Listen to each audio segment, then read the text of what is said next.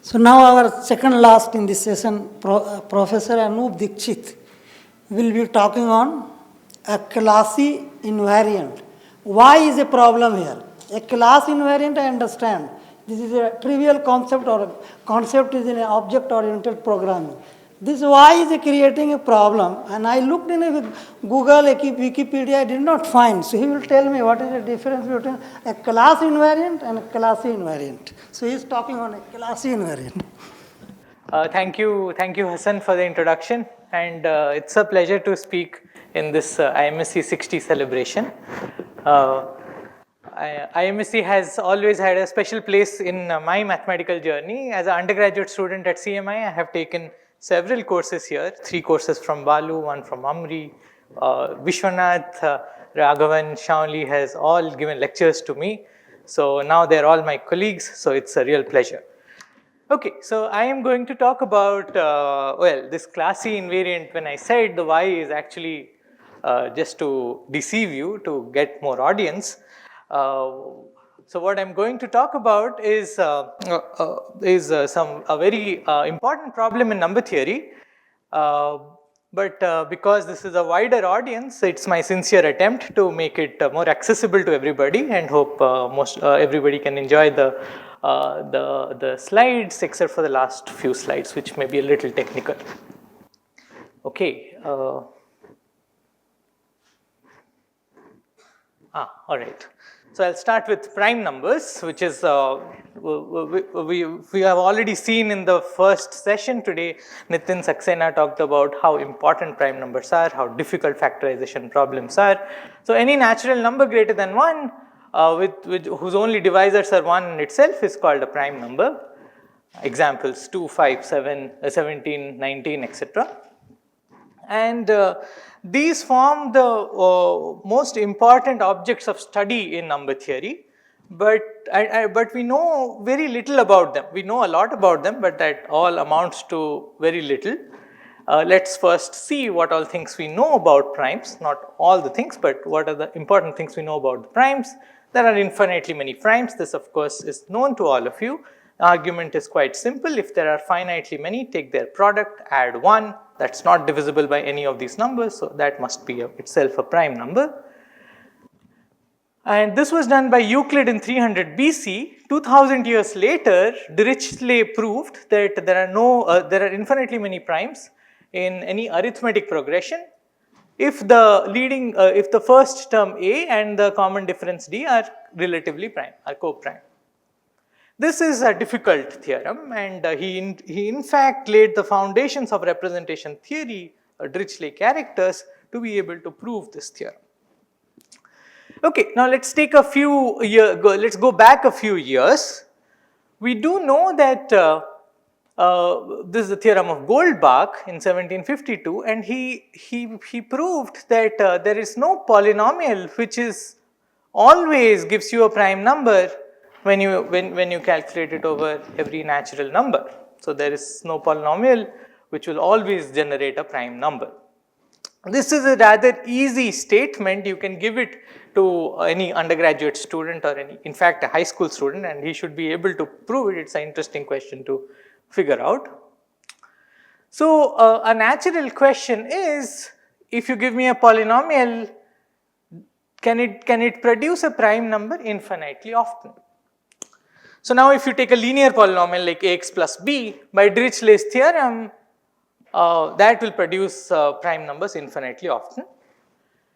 What happens in general is that we have absolutely no idea. So that gives rise to this problem. This is called Landau's problem. Take a simplest polynomial, let's say n square plus 1, and I would like to know if it is if n square plus 1 is a prime for infinitely many n. And we have no answer to this question, and it is considered one of the hardest questions of today. All right, but now let's look at one particular type of polynomial. Let's say p of x is a polynomial x square minus x plus 41. Let's try to evaluate it at various numbers. At 0, it is easy to see that the p of 0 is p of 1 is 41. Let's look at the next number. P of 2 is 43. P of 3 is 47. All of them seem to be prime numbers. P of 4 is 53, sorry. P of 5 is 61. All right, all of them seem to be prime numbers. Where is that high school student who gave that proof? Because we have to take him to task. In fact, it seems Euler realized that this polynomial is a prime number for all the numbers between 1 to 40. And around the same time, Legendre also gave a polynomial which is very, very similar to the previous one. In fact, they are exactly the same polynomial. If you replace x with x plus 1, you will get Legendre's polynomial. So this is a special type of a quadratic polynomial which gives you a prime number for a really long stretch of numbers. This is uncharacteristic of a random polynomial. So what is going on here? And believe it or not, the explanation for such such a phenomena comes from unique factorization. Okay, so factorization was one of the topics which was touched upon today morning, and we know that for natural numbers, every positive integer, every natural number can be uniquely factorized into product of primes. Here are some examples: 100 is 2 square times 5 square, 78 is 2 times 3 times 13. And let me first say a few more words about unique factorization, then I will relate it to the phenomena that we saw before. Okay, and this is for integers, so we will say that Z has unique factorization. So every integer can be uniquely written as a product of primes up to plus or minus 1. Now this is also true for more general integers. Let's look at Gaussian integers, Z of I, which basically means all integers of the type a plus bi, where a and b are integers and I is square root of minus 1, the usual complex number. These are called rings. This in fact also has unique factorization. For example, if I look at minus 4 plus 7i, I can write it as 2 plus 3i times 1 plus 2i, which cannot be further factorized. And that one can easily see because we are in complex numbers which can be viewed as R2. So you can look at the magnitude square of these numbers. This is 2 square plus 3 square, which is 13. This is 1 square plus 2 square, which is prime. They're both prime numbers. On the other hand, here 4 square 16 plus 7 square 49 is 65, which is a composite number. It exactly splits into 13 times 5. So the point is that here also every element uniquely factorizes into prime numbers up to again plus minus 1, plus minus I, etc. But this property is not always true, and here is an example. Let's look at Z square root of minus 5, and I'm going to give you two different factorizations of 6. 6 can be written as 2 times 3, which cannot be further factorized, and 6 can also be written as 1 minus square root of minus 5, 1 plus square root of minus 5. So the unique factorization doesn't really happen all the time, and that's the theme of today's talk. Okay, so now let's see how is it that unique factorization played a role in the previous example that we had of having so many prime numbers at a given stretch for a given polynomial.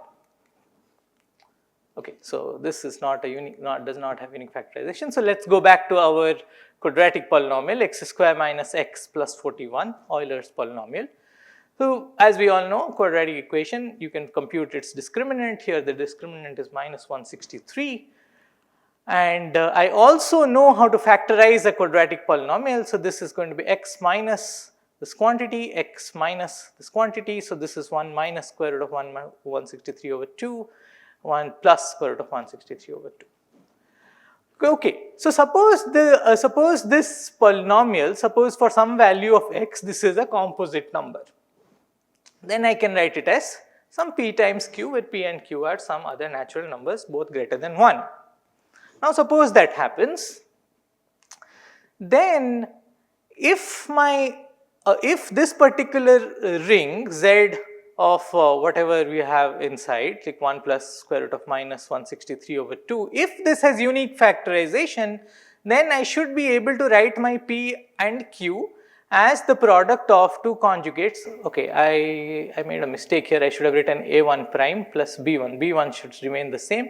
A1 should be slightly modified. Whatever it is, it's just the product of conjugates to give me a whole integer. So, the point is, if this particular ring had a unique factorization, then I should not be able to write this polynomial in two different ways. So, really this should also break down into 4 factors. And now let's just take the smallest possible values they can, like taking, let's say, B1 and B2 as 1s. Even then, the product of these 4 factors should at least be 163 square divided by 2 to the 4. So 163 square divided by 16. Or let's just say 160 square divided by 16. So that should really look like, that should really be of the form 1600, at least 1600, strictly greater than 1600, okay? On the other hand, look at what we have on the left hand side, x square minus x plus 41. For every value less than equals to 40, this is going to take value less than 40 square, which is 1600. So you can never have, for any value less than equals to 40, this being equals to this thing on the right hand side just by some very simple computation. So if this had unique factorization, then this polynomial would take prime values for all values between 0 and 40. Now this indeed has unique factorization, and that's the reason why all these things work out, like Euler's observation works out. Okay, so that's this is some sort of an importance of unique factorization, and now we will slowly talk about how much we do not know about whether a certain ring has unique factorization or not. But let me give you one more example of the power of unique factorization, which is in the realm of Fermat's last theorem. This is of course a famous theorem, everybody knows it. So Fermat, while studying Diophant's Arithmeticae, he was studying Diophant's Arithmeticae, where Diophantus was studying sum of two squares problem.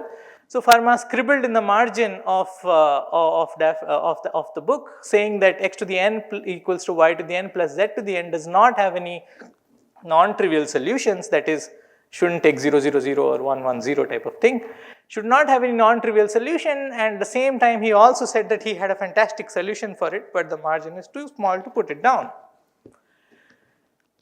Okay, so of course this is one of the conjectures which many people have had worked on before. All the great number theorists in the last 400 years have worked on it. But here is a proof of this conjecture, two-line proof of this conjecture that I will give. So first observation is, it is sufficient to show that this does not have any solution. We can assume that n is a prime number, just take that for granted. So we want to show that this does not have any non-trivial solution. Let's factorize the right hand side. What do we have? We have x plus y, x plus zeta p y, the blah blah blah, x plus zeta p to the p minus 1 y. Here zeta p is the pth primitive root of unity, e to the 2 pi I over p. Now it is one can show that these factors are all relatively prime, are all co-prime. On the left hand side I have a pth power, here I have all relatively prime factors. So I can say each of them is a pth power, and then one can use a simple descent argument to say that, to reach a contradiction and say that does not have any solution. So where is the problem? So this proof was actually given by Lamé in 1847, long before Fermat's theorem was actually proved. So the problem is, this object, this factorization that we are looking at, so this factorization is happening in z, zeta p, and that does not always have a unique factorization. So just because on this side I have pth power, and just because these are relatively prime, doesn't mean that each of them will be pth power. That was the major flaw. And in times at which this z zeta p has a unique factorization, such primes are called regular primes, and for regular primes we knew Fermat's last theorem for a long time.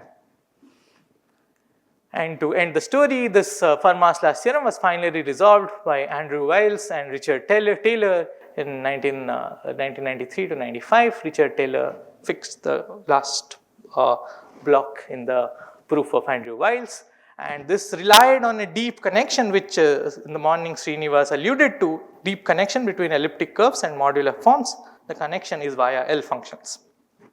Okay. All right, so 5 minutes. Okay, I'll go very fast then. Okay, so now the point is unique factorization. Now, how do we decide whether something has a unique factorization or not? We have an invariant which is called class number, which captures how far your ring of integers is from having unique factorization. And that invariant we call class number and we denote it as HK. And there is of course, Gauss made a conjecture that if you look at this q root minus d, like the objects that we were studying, z root minus d or z1 plus root minus d over 2, they have unique factorization, that in other words the class number is 1. That is exactly the same as having unique factorization only for these finitely many numbers. So the example that I showed you was for 163. And this is now a theorem, and it is one of the major achievements of 20th century due to independently proved by Higner, Baker and Stark. But we do not know, if we replace this minus d with some positive d's, we don't have any clue about what the answer is. So we don't know infinitely many z root d which has unique factorization, for instance, and it is considered one of the very hard problems. Even under Riemann hypothesis we can't say much. Okay, so the question that we are interested in is how does this class number vary on varying number fields, and the idea is to use what are called L functions, again which was alluded to in the morning. We start with some arithmetic or geometric object, we attach some natural series to it which arises from here, and somehow we hope that if we study this series as a complex function, we can, as a complex function, the series will be convergent only on a half plane. We would like to somehow meromorphically continue it, and if we are able to do so, then lo behold, we have some, the value distribution of this function will shed some light about the underlying object. And using these ideas, Siegel proved a theorem about how the class number times the regulator would vary over a family of quadratic fields.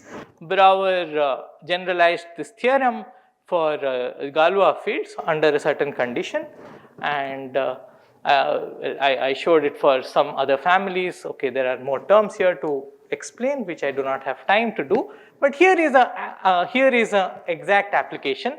So if you look at this family, q cube root of 2, q cube root of 2, cube root of 3, so this tower of number fields, where cube root of Pn is the nth prime number, then we have some idea about how the class number times the regulator grows. So it grows to infinity, not just that, we have the exact rate at which it goes to infinity.